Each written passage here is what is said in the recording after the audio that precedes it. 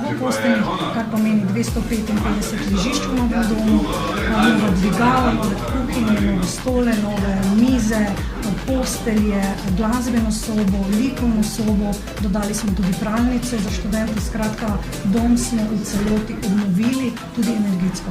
Ja, tako na študentskih domovih imamo prioritete zelo jasne.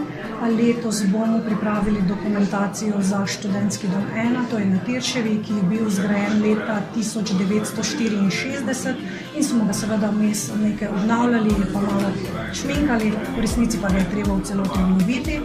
In potem bomo seveda začeli dogovore z ministrstvom, da pridobimo dovolj denarja za celovito obnovo.